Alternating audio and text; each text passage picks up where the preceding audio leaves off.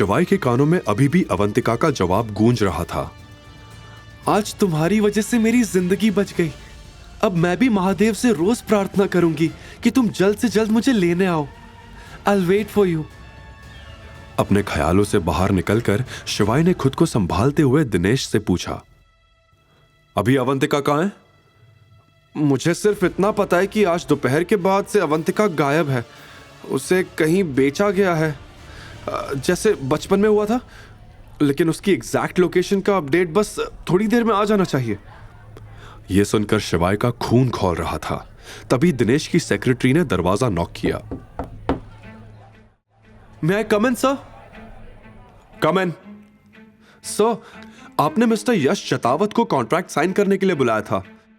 वो बाहर आपका वेट कर रहे हैं। क्या कहूं उन्हें? दिनेश ने बिना एक पल गवाए कहा, Tell him to wait। शिवाय उस सेक्रेटरी की बात सुनकर चौंक गया। उसने तुरंत अंदाजा लगा लिया कि यह वही यश था, नंदिनी का बॉयफ्रेंड।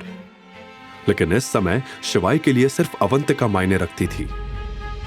ऐसा लग रहा था मानो यह सब उसके खिलाफ कोई सोची समझी साजिश थी जो बजाज परिवार ने मिलकर रची थी। लेकिन अब शिवाय से लोकेशन जानने का वेट और नहीं हो रहा था। उसका दिल घबरा रहा था, कहीं अवंतिका के साथ कुछ गलत ना हो जाए कि तभी दिनेश का फोन बजा। कॉल उठाते ही दिनेश ने हड़बड़ी में पूछा, कुछ पता चला मिस अवंतिका का? लेकिन बदले में जो जवाब मिला उसे सुनते ही दिनेश के पैरों तले जमीन खिसक गई। दिनेश के रिएक्शंस शिवाय को परेशान कर रहे थे। क्या हुआ अवंतिका को? कहां है वो? दिनेश ने घबराते हुए कहा, सर, एक बड़ी गड़बड़ हो गई है। रेखा ने अवंतिका को थंडर नाइट क्लब में 2 करोड़ में किसी विकी नाम के आदमी को बेच दिया है।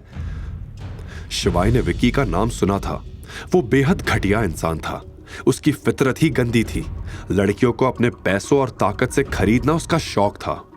वो लड़कियों को सिर्फ एक सामान समझता था।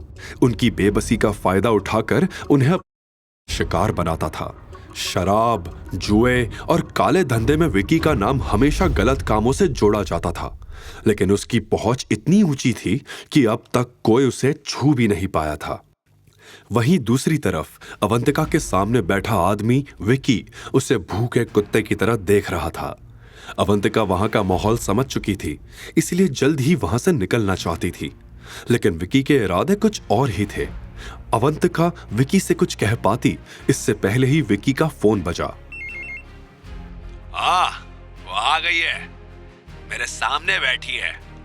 मुझे बिल्कुल उम्मीद नहीं थी कि तुम ऐसी बला को मेरे पास भेजोगी। रखता हूं, कल घर आकर पैसे ले जाना। दूसरी तरफ ये सुनकर रेखा मुस्कुराई। देख, मुझे पुलिस वुलिस का कोई चक्कर नहीं चाहिए। तेरा सौदा है, तेरा जिम्मा है।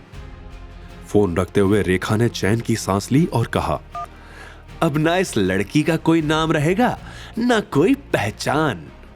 अवंतिका विकी की बात सुनकर डर गई। विकी किसे पैसे देने की बात कर रहा था? वो नजरें चुराकर अपने कपड़े एडजस्ट करने लगी। अवंतिका, इतनी दूर क्यों हो? मेरे बगल में आकर बैठो, डील साइन करनी है ना? विकी ने कहा। यह सुनते ही अवंतिका के बदन में सिरहन दौड़ गई। विकी के इरादे अब उसे पूरी तरह समझ आ चुके थे। अवंतिका आज फिर से एक बड़ी मुसीबत में फंस गई थी। अचानक उसके दिमाग में बचपन की सारी यादें उमड़ पड़ी। कैसे रेखा उसे मारती थी और घर का सारा काम करवाती थी। वो पढ़ाई में नंदिनी से बेहतर थी, इसलिए रेखा ने उसे ग्रेजुएशन भी पूरा करने नहीं दिया। अवंतिका नंदिनी से ज्यादा खूबसूरत थी, इसलिए नंदिनी भी उससे जलती थी और आए दिन कुछ ना कुछ नुकसान करके उसका इल्जाम अवंतिका पर डाल देती थी।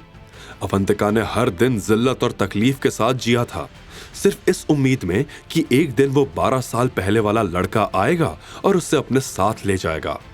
लेकिन अफसोस, वो कभी नहीं आया। आज अवंतिका ने ठान लिया था कि अगर उसके साथ कुछ भी गलत हुआ तो वो अपनी जान दे देगी। वो इस तरह की जिंदगी अब और नहीं जी सकती थी। अवंतिका को विकी को बेच दिया है, ये सुनते ही शिवाय की आंखों में ज्वालामुखी धधक उठा। उसकी गुस्से से लाल आंखें मानो अब पूरी दुनिया जला देंगी। उसका पूरा शरीर कांप रहा था। मुझे अभी के अभी थंडर नाइट क्लब जाना है। फटाफट गाड़ी निकालो, फास्ट। और एक बात और, आज यहां जो भी बात हुई है उसे कॉन्फिडेंशियल रखना। जब तक अवंतिका नहीं मिल जाती, मैं नहीं चाहता किसी को भी मेरी सच्चाई का पता चले। Of course sir, don't worry, हम ध्यान रखेंगे। दिनेश ने जवाब दिया। शिवाय तेजी से लिफ्ट की ओर बढ़ा, लेकिन हर सेकंड उसे भारी लग रहा था। उसकी सांसें तेज हो रही थी। अवंतिका, मैं आ रहा हूं, बस थोड़ा सा इंतजार कर लो। बस थोड़ी देर के लिए खुद को संभाल लो। वो खुद से बड़बड़ा रहा था कि तभी यश उसके सामने आ गया। आगे की कहानी जानने के लिए देखिए अगला एपिसोड सिर्फ पॉकेट एफएम के यूट्यूब चैनल पर। और शिवाय एक विनाशक के सारे एपिसोड्स को सुनने के लिए डिस्क्रिप्शन में दी लिंक से डाउनलोड करें पॉकेट एफएम ऐप।